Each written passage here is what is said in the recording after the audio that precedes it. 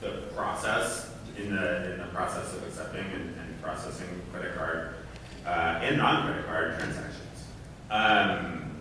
And so, when you click buy in your web page or mobile app and the charge is routed through Stripe, we don't have much time in order to run models that are predicting fraud and helping optimize conversion on behalf of our customers.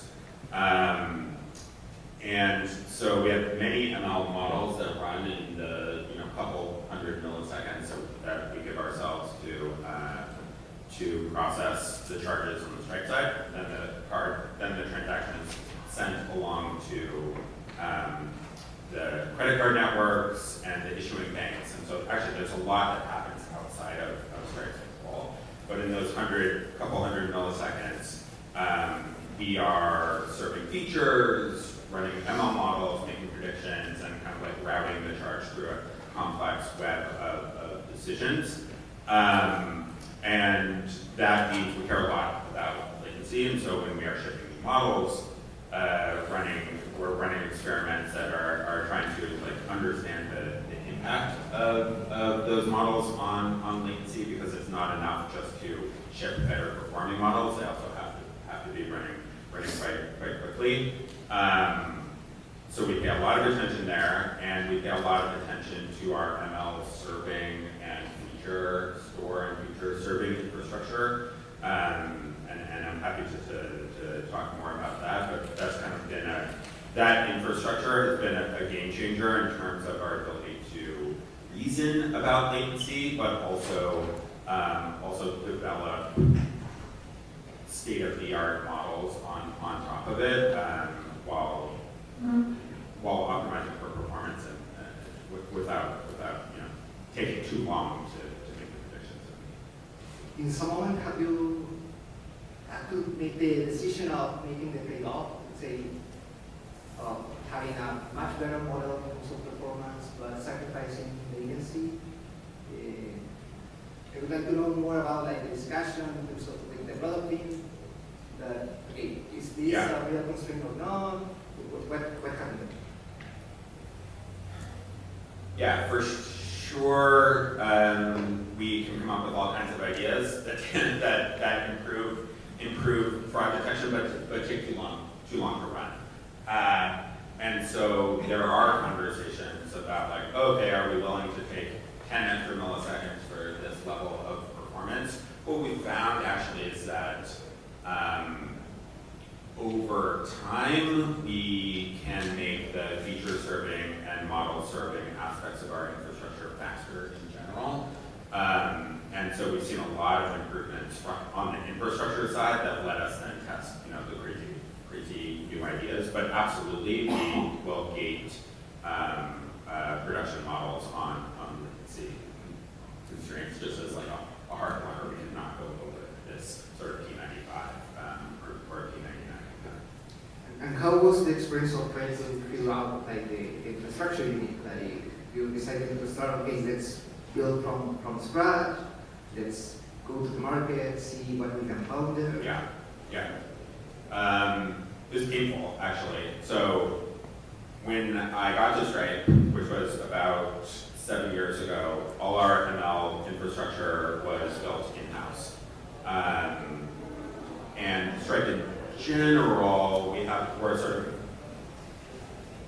because of the data that we're touching on behalf of our users, have a sort of conservative approach when it comes to using third-party tools, sending our data to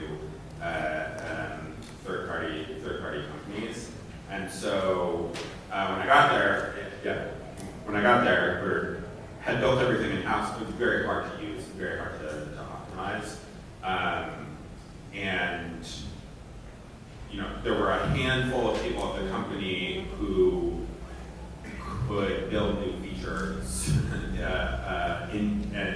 to make them available for our models, and it just slowed down our development process by quite a bit. And over the past 2 or 3 years or so, we have migrated to a new feature store that is it's built on top of Airbnb's Chronos.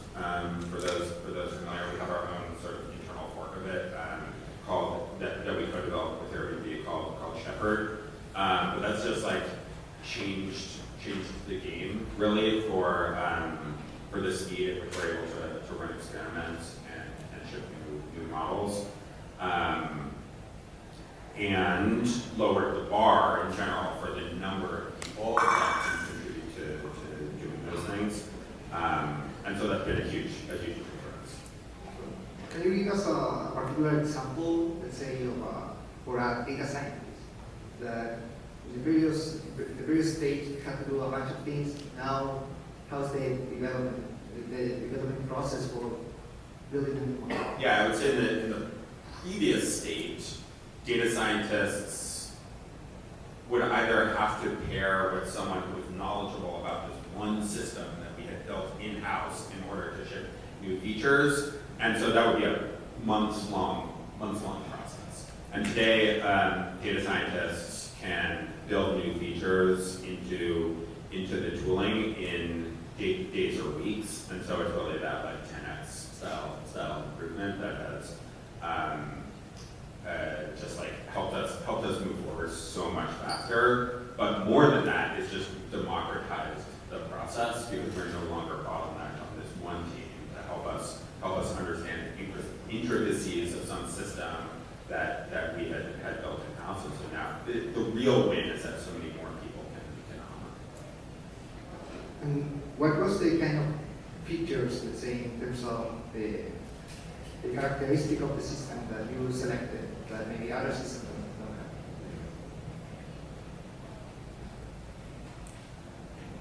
have?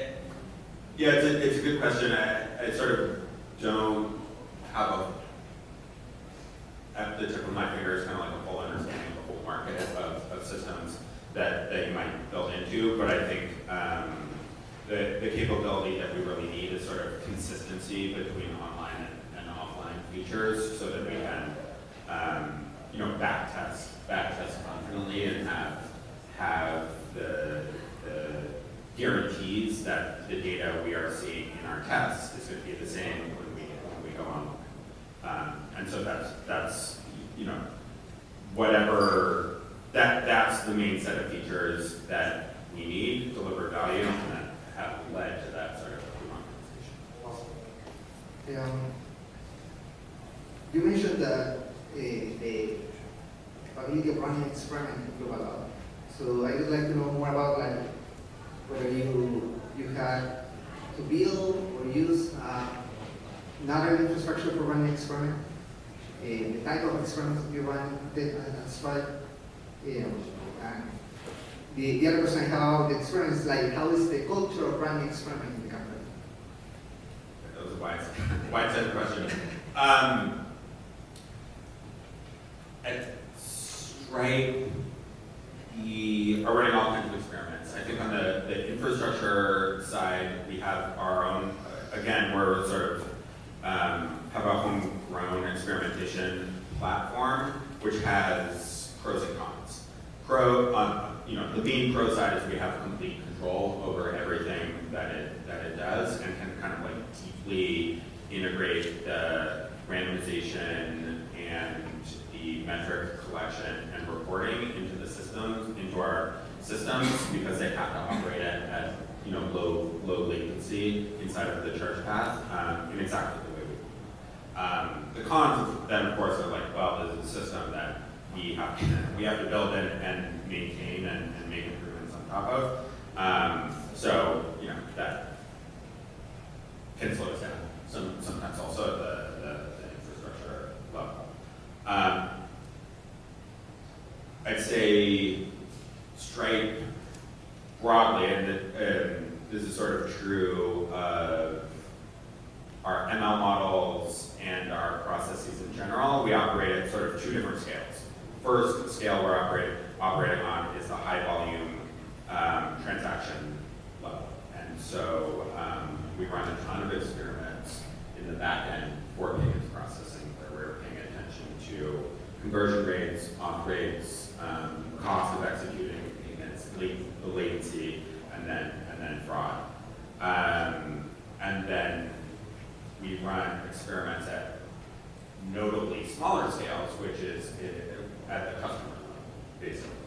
and customer experiments are just more complicated to run because of the magnitude and or duration at which we have to run them to get signal. So we spend a lot of time thinking about how to design those experiments to get the feedback that we are looking for. And what was the last? Oh, yeah, right, culture. I would say those two different modes of operating then also feed into the culture of running experiments, because one of those modes, namely the transaction, high volume, fast signal, it's just so much easier to automate running experiments. So like everything we do is rolled out in an experimentation framework, and we can reason about the impact, and that happens relatively quickly. And then the culture, on the other hand, when it comes to the kind of like user experience, the sign-up flows, for those of you who use Stripe, like experiments within the Stripe dashboard or product experiments, that culture, I would say, because it's harder to run experiments, is not as, we don't have the same muscle around doing it, because we run them and then the error bars are wider than we would like them to be, and we end up making kind of not instinctual, but design-based or qualitative-based decisions in the end. In some cases, in the end, anyways. And so I think there has to be a balance there. Like, what are we really trying to learn? What are we really trying to measure? Are we doing it just because, like Matt said, we had to measure things, or are we doing it because we have like an actual user experience or trade-off that we're trying to balance? Maybe a more fundamental question, like, how's the process of making the decision of running an experiment? Like, comes from data scientists by themselves, it's a or it's a team decision, it's across let's say, professional team that decides to run the experiment? Yeah, I'd say that at the macro, like Stripe is a very analytical place. We have our leadership are very interested in measurement and communicating impact, and so that just makes it easier to talk about metrics and measurement and causal impact in general. So that kind of like baseline culture is floating through Stripe, which is great, and one of the reasons I quite like it there.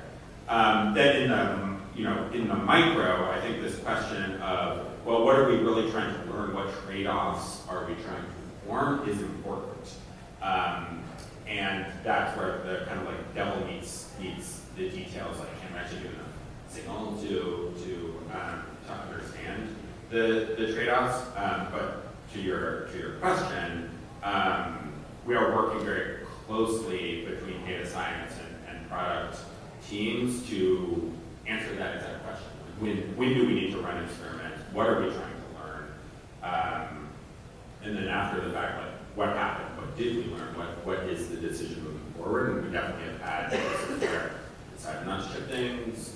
We have to go fix X and Y about the product in order to move forward. And so there can be value, but we need to sort of be explicit on what it is we're trying to gain from experimentation in the first place.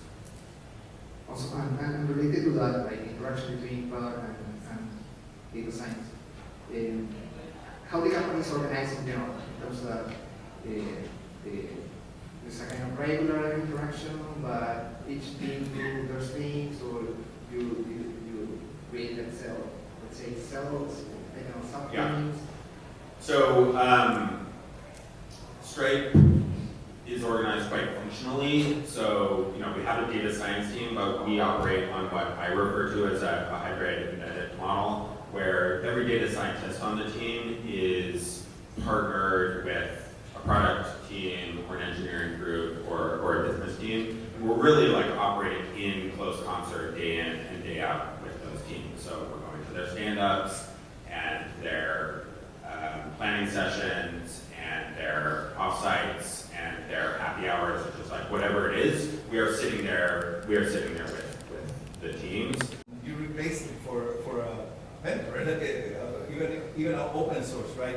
How was that process for you, and did it help? The process took a long time. I can imagine. But it did help because of this point that it kind of like lowered the bar to serve features and serve new model architectures attached to those features, and just kind of like democratized the process of who could contribute. And so now the engineering team who supports the feature serving, like just thinks about serving the features, doesn't think about developing the features. That's what the like domain experts are doing. That has just like sped us up quite a bit. Do we have time for one more question? Yeah, I want to ask if maybe I'm being naive, but I feel like it's different when you're thinking about experiments on fraud detection versus conversion. It has different implications. I think if you would, and we talk a lot about fraud detection, like what are the nuances there about designing an experiment around fraud detection and the trade-offs of running an experiment and risking maybe increasing fraud for the users or something like that? Yeah, for sure. So there are two aspects that make fraud detection in the payment space problematic. The first is that we actually don't get signal on how much fraud increase or decrease is coming in often for weeks after we start the experiment, just because I don't know if you've ever been the target of credit card fraud, but you see it on your credit card statement a few weeks later, then you call the credit card company, it kicks off this like long asynchronous